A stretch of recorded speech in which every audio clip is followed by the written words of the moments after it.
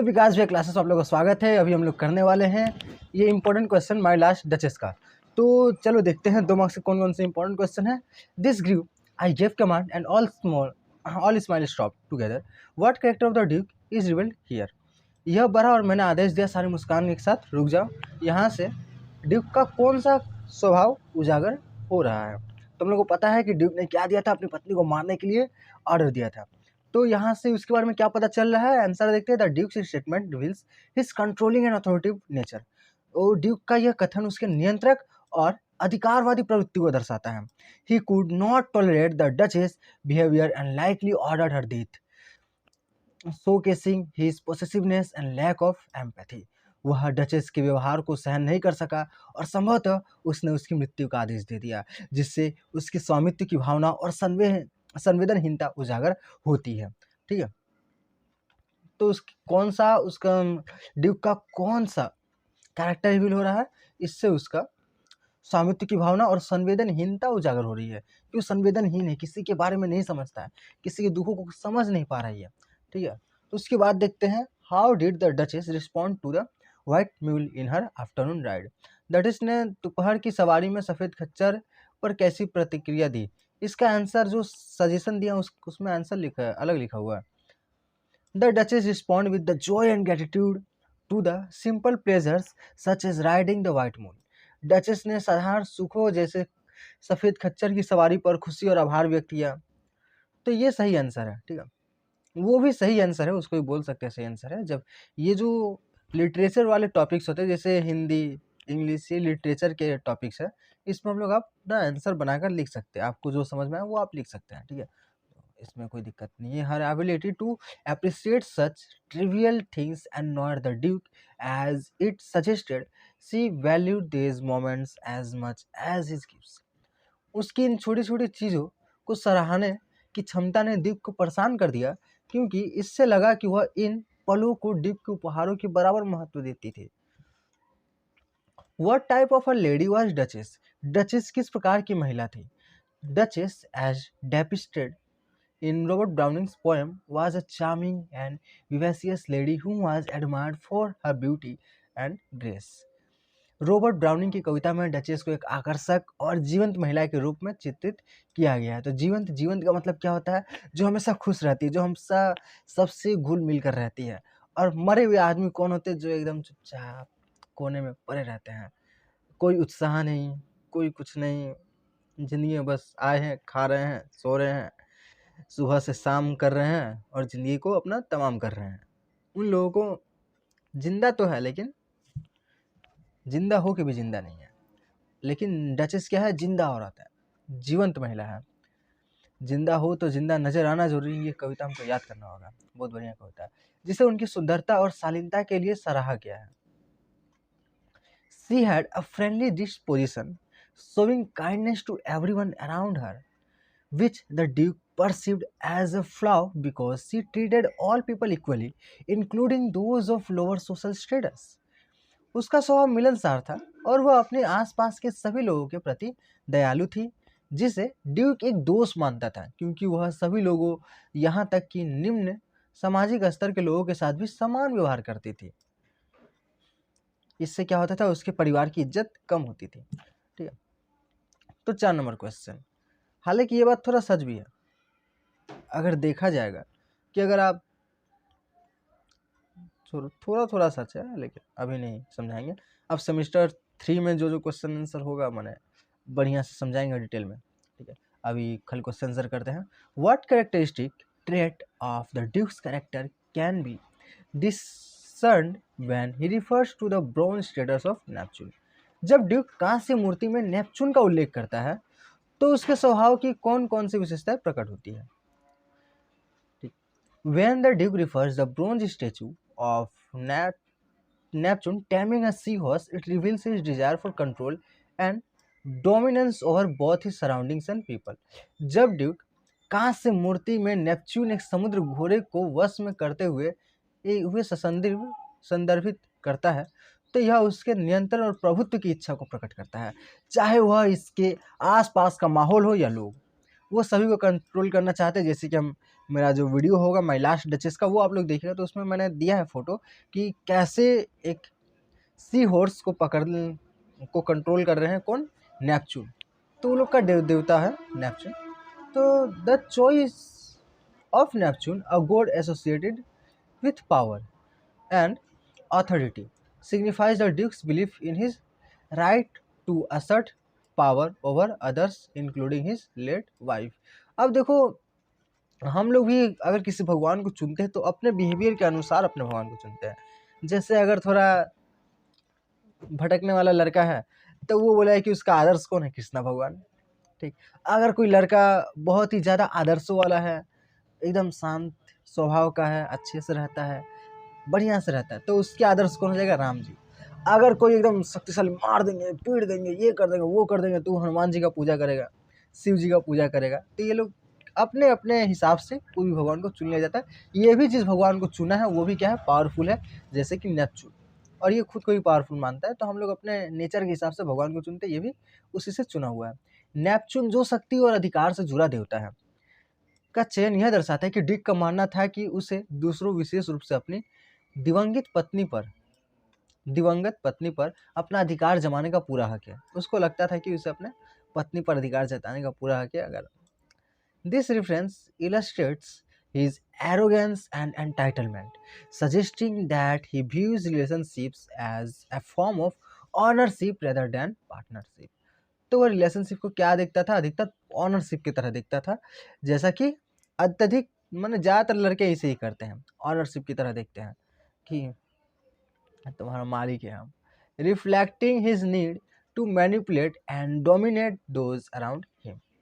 यह संदर्भ उसकी अहंकारी और स्वामित्ववादी प्रवृत्ति को दर्शाता है, जिससे पता चलता है कि वह संबंधों को साझेदारी के रूप में नहीं बल्कि स्वामित्व के रूप में देखता है, और यह उसके आसपास के लोगों को नियंत्रित और हावी करने की प्रवृत्ति को प्रकट करता है। Who painted the duchess in the poem. तो कविता में डचेस की पेंटिंग किसने बनाई थी, तो the painting of the duchess was done by Fra Pandolf. Duchess की पेंटिंग को पैंडोल्फ द्वारा बनाई गई थी। The duke repeatedly mention his name to stress the value and skill behind the portrait. और वो बार बार इसका नाम क्यों लेता है, क्योंकि ये फ्रा पेंडोल जो है बहुत फेमस चित्रकार था उस समय का, सबसे महंगा चित्रकार। तो वो अगर आके किसी के बारे में, किसी का चित्र बनाए, किसी के घर में आके चित्र बनाए, फेमस कलाकार, तो उसका वैल्यू कहाँ होगा उस आदमी का। जैसे कि आप अरिजीत सिंह को बुला, हनी सिंह को बुलाए आपके गाने पर, क्या करें, नाच रहे हैं अपने साथ, आपके शादी में वो गाने खातिर है, तो आपका जो प्रसिद्धि है बढ़ जाए कि आपके शादी में हनी सिंह आया था, वाह। वैसी था, तो आप भी जब भी बात होगा आपका शादी का, बोलते रहिएगा मेरा शादी में तो हनी सिंह आया था, हनी सिंह आया था। वैसे भी क्या बोल रहा है, प्रा पेंडोल्फ आए थे, पुरानी फ्रा पेंडोल्फ आए थे। ड्यूक बार बार उसका नाम लेता है ताकि चित्र की कला और उसकी महत्ता को दर्शाया जा सके। How does the Duke describe the duchess, spot of Joy. और जो चित्रकार था फ्रा पेंडोल्फ, उसके चेहरे पर एक तरह की खुशी को जो दिखाया था, तो वो उसको कैसे डिस्क्राइब किया था, क्या बताया था उसके बारे में। The duke describes the spot of joy as a blush that appears on her cheek. तो ड्यूक स्पॉट ऑफ जॉय को एक लाली के रूप में वर्णित करता है जो डचेस के गालों पर दिख रही थी, हल्की सी स्माइल थी, एक थोड़ा थोड़ा लाल रंग का था और वो खुशी दिखाई दे रही थी। He believes it was caused by simple remarks and compliments from others। और वह यह बोला कि जरूर फ्रा पेंडोल्फ ने थोड़ा सा कुछ अच्छा बात बोल दिया होगा और ये खुश हो गई होगी। ये जो इसके चेहरे पर खुशी दिख रही है, ये कोई बड़ा खुश नहीं है, ये छोटा सा कोई टिप्पणी दे दिया होगा, इसको प्रशंसा का यही कारण है। What command did the Duke give him? What was the result? उसने क्या कमांड दिया, तो ड्यूक ने कौन सा आदेश दिया और इसका क्या परिणाम हुआ। The Duke says the give commands and afterward all smile stop together, implying that he order her death. Duke कहता है कि उसने आदेश दिया और उसके बाद सभी मुस्कान एक साथ बंद हो गई, जिससे यह संकेत मिलता है कि उसने डचेस की मृत्यु का आदेश दिया था। This demonstrates his controlling and tyrannical nature. वह उसके नियंत्रक और निरंकुश स्वभाव को दर्शाता है कि अगर तुम मेरे नियंत्रण में नहीं हो तो तुमको जिंदा रहने का कोई अधिकार नहीं है। How does the duke's description of the duchess reflect his views on women. तो जैसे कि वो डचेस के बारे में बता रहे हैं, तो उसका विचार कैसा है महिलाओं के प्रति, ये बताना है। नाखून से मार दिए खुद को। The duke's description reflects his belief that women should be subservient, obedient and exclusive in their affection. तो ड्यूक का वर्णन यह दर्शाता है कि वह मानता है कि महिलाओं को अधीन, आज्ञाकारी और केवल अपने पति के प्रति समर्पित होना चाहिए। लो, ठीक है। और ये खाली ड्यूक नहीं मानता है, अधिकतर लड़का लोग ये मानता है, अधिकतर, ठीक है। लड़के लोग भी मानते हैं कुछ कुछ, ऐसा नहीं है खाली लड़का लोग मानता है। तो he resents her independence and friendliness towards others, वह उसकी स्वतंत्रता और दूसरों के प्रति उसके मित्रता से नाराज था, ठीक है। जैसे कि जो बिहार के लोग होते हैं वो आमतौर पर ऐसा होते हैं, ठीक है। वो अपनी पत्नी को घर के अंदर ही रखेंगे, बाहर जाने नहीं देते। मैंने बिहार के लोग जो यहाँ पे आ गए हैं वो भी सब नहीं होते हैं, ठीक है। देखा जाए, what is the turn of the duke's monologue, duke के एकालाप का स्वर कैसा है? तो answer, the turn of duke's monologue is cold, controlling and arrogant. वो अकेले बोल रहा है, लेकिन कैसे बोल रहा है? तो बड़े शांति की तरह, शांति से बोल रहा है, सही बात को वही कंट्रोल कर रहा है, क्या क्या बात होगा, और एरोगेंट तरीके से बोल रहा है। ड्यूक एकालाप का स्वर ठंडा, नियंत्रित करने वाला और अहंकारी है। He speaks with a sense of superiority, focusing on his grievances with the duchess rather than expressing any affection. वह उच्चता की भावना के साथ बोलता है, अपने दुख और शिकायतों पर ध्यान केंद्रित करता है, बजाय इसके कि वह डचेस के प्रति कोई स्नेह व्यक्त करे। अब आते हैं इस 6 मार्क्स के ऊपर, analyse my last duchess as a dramatic monologue. तो इसका आंसर मैंने वो वीडियो में दे दिया है, कौन सा मॉडल क्वेश्चन पेपर ला, तो मैं यहाँ पर फिर से नहीं जाऊँगा, नहीं तो वीडियो बहुत लंबा हो जाएगा और आप लोग लंबा वीडियो नहीं देखेंगे। How is power syndrome conveyed in my last duchess, ये भी क्वेश्चन आ सकता है कि जैसे कैसे पावर सिंड्रोम कैसे दिखाया गया। पावर सिंड्रोम का माने एक तरह का जो पावर का लत लग जाता है किसी को, उस तरह का, ठीक है। In my last Duchess power syndrome is conveyed through the duke's controlling nature. और ये पावर सिंड्रोम कैसे दिखाया जाता है? पावर एक गलती बन गया है, पावर इतना ज़्यादा हो गया है कि उसके अंदर खराबी पैदा कर रहा है। And his need for dominance in which relationships. तो माई लास्ट डचेस में शक्ति सिंड्रोम को ड्यूक की नियंत्रक प्रवृत्ति और अपने संबंधों में प्रभुत्व की आवश्यकता के माध्यम से व्यक्त किया गया है। The duke's monologue reveals how he viewed his wife as a position, indicating that he expected her to behave according to his standards and to acknowledge his superiority. Duke का एकालाप यह दर्शाता है कि वह अपनी पत्नी को एक संपत्ति की तरह देखता था और चाहता था कि वह उसके मानकों के अनुसार व्यवहार करे और उसकी श्रेष्ठता को स्वीकार करे। वो हमेशा ड्यूक की तारीफ करते रहे, खाली ड्यूक से बात करे, ठीक है। बाकी सबसे खुश ना हो, लेकिन ड्यूक गिफ्ट दे कुछ तो बहुत खुश हो जाए, सिर्फ तभी खुश हो जब ड्यूक उसको गिफ्ट दे, और कभी खुश ना हो। His jealousy and eventual decisions to have her silenced illustrate the extreme lengths to which he would go to maintain control, reflecting a violent assertion of power. उसकी ईर्ष्या और अंततः उसे चुप कराने का निर्णय यह दर्शाता है कि यह नियंत्रण बनाए रखने के लिए कितनी चरम सीमा तक जा सकता था, जो शक्ति के हिंसक प्रयोग को दर्शाता है। The Duke's obsession with art, particularly the painting of the Duchess, further emphasized his desire to possess and control. Duke की कला के प्रति आसक्ति विशेष रूप से डचेस की पेंटिंग के प्रति उसकी स्वामित्व और नियंत्रण की इच्छा को और अधिक उजागर करती है। He prefers to keep her image alive rather than value her as a living being with feelings and autonomy. वह उसे एक भावनाओं और स्वतंत्रता वाली जीवित इंसान के रूप में महत्व देने के बजाय उसकी छवि को संजो कर रखना पसंद करता है। अपनी पत्नी को इतना वैल्यू नहीं देता था जितना कि वह उस पेंटिंग को वैल्यू करता है। और एकदम स्टार्टिंग में ही कविता का बताया गया कि वो कविता को पर्दा के अंदर रखा गया था और जब उसे तब तक कोई नहीं देख सकता जब तक ड्यूक की मर्जी ना हो, ठीक है, ऐसा बात था। This objectification of the Duchess signifies how power dynamics distort human relationships, reducing individuals to mere objects for the satisfaction of one's ego. Duchess का यह वस्तुकरण दर्शाता है कि शक्ति संतुलन किस प्रकार मानवीय संबंधों को विकृत कर सकता है और व्यक्तियों को केवल किसी एक के अहंकार को संतुष्ट करने वाली वस्तु बना सकता है। एडिशनली द ड्यूक्स काम recounting of the Duchess' fate underscores his cold detachment, suggesting that he sees power as a means to enforce his will without remorse. इसके अलावा ड्यूक का डचेस के भाग्य को शांति से सुनना उसकी भावनात्मक ठंडेपन को दर्शाता है। ड्यूक के डचेस के भाग्य को शांति से सुनाना, अच्छा ड्यूक ने उसको मार दिया और ये कैसे सुना रहा है, बड़ी शांति से सुना रहा है, और यह उसके भावनात्मक ठंडेपन को दर्शाता है कि वो शांत भी है, ठीक है, वो शांत है, झगड़ा वगैरह कुछ ड्यूक डचेस से जाके कुछ नहीं बोला, झगड़ा वगैरह कुछ नहीं किया, काहे तुम लोग से बात करती है, काहे करती है, नहीं सब कुछ नहीं, सीधा टाटा बाय बाय, जाओ स्वर्ग में बात करना सबसे। यह संकेत देता है कि वो शक्ति को अपने विचारों को लागू करने के एक साधन के रूप में देखता है, ठीक, बिना किसी पछतावे के। His dialogue reveals a sense of entitlement that comes with a social status, suggesting that the higher one's rank, the more they may feel justified in exerting control over others. उसका संवाद इस भावना को प्रकट करता है कि सामाजिक स्थिति के साथ अधिकार की भावना आती है। यह दर्शाता है कि जितनी ऊंची किसी की स्थिति होगी उतना ही अधिक वे दूसरों पर नियंत्रण बनाए रखने को उचित समझ सकते हैं।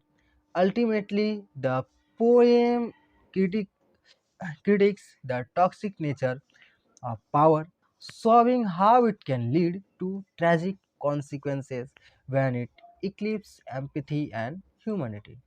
अंततः यह कविता शक्ति की विषाक्त प्रकृति की आलोचना करती है, जब यह दिखाते हुए कि जब यह सहानुभूति और मानवता को समाप्त कर देती है तो यह कितने दुखद परिणाम ला सकती है। ठीक है, इसके बाद आते हैं तीसरा नंबर क्वेश्चन पे, और ज़्यादा नहीं है। What kind of person was duchess and why was she killed? Duchess किस प्रकार की व्यक्ति थी और उसे क्यों मार दिया गया? The duchess was a cheerful and pleasant woman with a kind heart. Duchess एक खुश मिजाज और सौम्य स्वभाव की महिला थी जिसके पास एक दयालु हृदय था। हम बोले हैं ना कि अगर हिंदी पढ़ लेंगे और उसके बाद फिर इंग्लिश को पढ़ेंगे तो हम लोग को अच्छे से समझ में आ जाता है। जैसे फिर दिखा देते हैं, लेकिन अभी उतना टाइम नहीं है, इसलिए मैं सिर्फ एक बार इंग्लिश एक बार हिंदी पढ़ रहा हूँ। अगर तुम लोगों के पास टाइम है तो एक बार हिंदी पढ़ना, फिर एक बार इंग्लिश, फिर हिंदी, फिर इंग्लिश पढ़ना। The duchess was a cheerful and pleasant woman with a kind heart. देखो हिंदी पढ़ने के बाद कितना आसानी से समझ में आ गया। The duchess was a cheerful and pleasant woman with a kind heart. She was naturally friendly and enjoyed life's simple pleasures, but this did not sit well with her husband, the Duke. वह स्वाभाविक रूप से मिलनसार थी और जीवन की छोटी छोटी खुशियों का आनंद लेती थी, लेकिन यह बात उसके पति ड्यूक को पसंद नहीं थी। The Duke took offense to her open behavior as she treated everyone with the same warmth, which he viewed as disrespectful to his status. Duke को उसके खुले व्यवहार से आपत्ति थी क्योंकि वह सभी के साथ समान स्नेह से पेश आती थी, जिसे उसने अपनी प्रतिष्ठा का अपमान माना। तो देखो अगर को तुम एक औरत जो कि प्रधानमंत्री से भी वैसी मिल रही है और एक भिखारी से भी वैसे ही मिल रही है, दोनों को हाथ जोड़ रही है, दोनों को हाथ जोड़ना प्रणाम करने के बाद दोनों को प्रणाम कर रही है, दोनों को अच्छे से हंसकर बात कर रही है। तो प्रधानमंत्री देखा कि मुझसे भी इसी बात कर रही है और फिर आगे जाके एक भिखारी से भी इसी बात कर रही है, तो प्रधानमंत्री के मन में लगेगा कि तो मुझसे भी इसी बात कर रही है और भिखारी से भी इसी बात कर रही है, ये सोच रहा था कि खाली हमसे अच्छा से बात करती है। ठीक है, तो इसका एक और लेवल है जो कि हम नहीं शेयर करेंगे अभी। हर जॉय इन रिसीविंग कॉम्प्लीमेंट्स और gifts even from others upset him. अन्य लोगों से प्रशंसा या उपहार प्राप्त करने में जो आनंद उसे मिलता था वह ड्यूक को परेशान करता था। हर जॉय इन रिसीविंग कॉम्प्लीमेंट्स और gifts even from others upset him. अन्य लोगों से प्रशंसा या उपहार प्राप्त करने में जो आनंद उसे मिलता था वह ड्यूक को परेशान करता था। तो किसको मिल रहा है? प्रशंसा डचेस को मिल रहा है। The Duke believe that her attention should be reserved only for him. Duke का मानना था कि उसका पूरा ध्यान केवल उसी पर होना चाहिए। Frustrated by his inability to control her और alter her behaviour, he resorted to having her kill, demonstrating his extreme positiveness. जब वो उसे नियंत्रित करने या उसके व्यवहार को बदलने में असमर्थ रहा तो उसने उसे मरवा दिया, जिससे उसका अत्यधिक स्वामित्व भाव प्रकट होता है। ठीक, 4 नंबर क्वेश्चन देखते हैं। How would you describe the duke's character in my last duchess? My last duchess में ड्यूक के चरित्र का वर्णन कैसे करेंगे?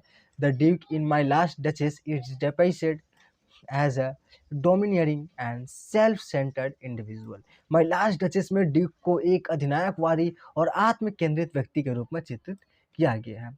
ही thrives on control and expects those around him, particularly his wife, to adhere to his strict expectations. वह नियंत्रण में रहने का आदी है और अपने आसपास के लोगों, विशेष रूप से अपनी पत्नी से अपनी कठोर अपेक्षाओं का पालन करने की उम्मीद करता है। How would you describe the duke's character in my last duchess? तो देखो, इसका उत्तर हम लोगों ने पहले ही बात कर लिया है, लेकिन फिर से यहाँ पर ड्यूक का कैरेक्टर को अगर डिफाइन करने बोलेगा तो हम लोग ये बोलेंगे, हिज प्राइड इज, हालांकि उतना सारा आंसर देखो सारा हमें मिलता जुलता आंसर भी होगा, ठीक है। His pride is evident as he believes his noble status entitles him to full obedience and reverence. उसका अहंकार स्पष्ट रूप से झलकता है क्योंकि वह मानता है कि उसका उच्च सामाजिक दर्जा उसे पूर्ण आज्ञाकारिता और सम्मान का अधिकारी बनाता है। He is easily jealous, feeling slighted when the duchess shows the same joy and kindness to others that she does him. वह आसानी से ईर्ष्या करता है और उसे बुरा लगता है जब डचेस वही खुशी और दयालुता दूसरों के प्रति भी दिखाती है तो वह उसके लिए दिखाती है। His inability to tolerate her independent spirit leads him to extreme measures.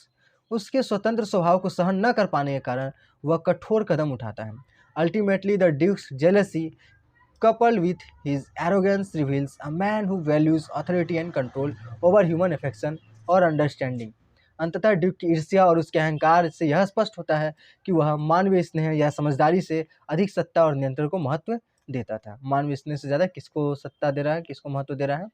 नियंत्रण को, सत्ता को, अपना पावर को क्या कर रहा है? ज़्यादा वैल्यू दे रहा है। और ये 7 नंबर शायद लास्ट क्वेश्चन होना चाहिए। हाँ, लास्ट क्वेश्चन है 7 नंबर। देखो, how does the duke's description of the duchess behaviour reveal his insecurities? Duke द्वारा डचेस के व्यवहार के वर्णन से उसकी असुरक्षाएं कैसे प्रकट होती है? देखो, अगर वो सबसे बात कर रही है तो इसको इनसिक्योर फील हो रहा है, ठीक है। The duke's description of the duchess behaviour in my last duchess highlights his deep seated insecurities. My last duchess में ड्यूक द्वारा डचेस के व्यवहार का वर्णन उसकी गहरी असुरक्षाओं को उजागर करता है, ठीक है। एक्चुअल में वो क्या था? इनसिक्योर फील कर रहा था, इसलिए उसको मार डाला, ठीक है। तो अगर he is unnerved by her ability to find joy in everyday interactions and by the fact that she does not reserve her smiles and attention solely for him. वह इस बात से असहज महसूस करता है कि डचेस साधारण बातचीत में भी आनंद ढूंढ लेती थी और अपनी मुस्कान व ध्यान केवल उसी के लिए सुरक्षित नहीं रखती थी, वो सबसे बात करके वो खुश रहती थी। तो her kindness towards other makes the Duke feel inadequate as he interprets her behavior as disrespectful and a challenge to his authority. Duchess की दूसरों के प्रति दयालुता से ड्यूक खुद को कमतर महसूस करता है क्योंकि वह उसके इस व्यवहार को अपने प्रति अपमानजनक और अपने अधिकार के लिए एक चुनौती के रूप में देखता है।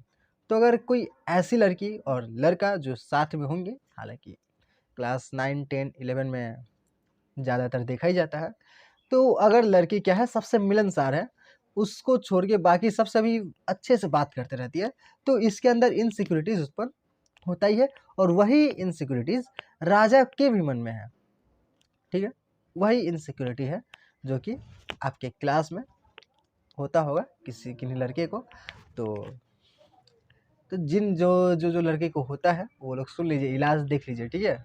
ये इलाज होता है, अगर आप इनसिक्योर फील कर रहे हैं तो इसका इलाज यहाँ पे दिखा दिया है, ठीक। तो अब जब भी इनसिक्योर फील करें, हिज इनएबिलिटी टू कंट्रोल, देखो एकदम मत करना बोल, नहीं तो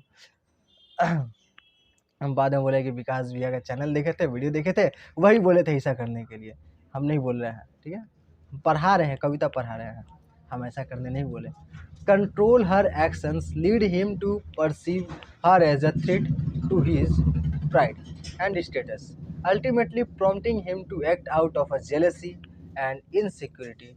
डचेस के व्यवहार को नियंत्रित करने में उसकी असमर्थता उसे अपने गर्व और प्रतिष्ठा के लिए खतरा लगने लगती है, जिससे अंततः वह ईर्ष्या और सुरक्षा के भावना में आकर कठोर कदम उठाता है। ठीक है, तो होप तुम लोग को समझ में आया होगा।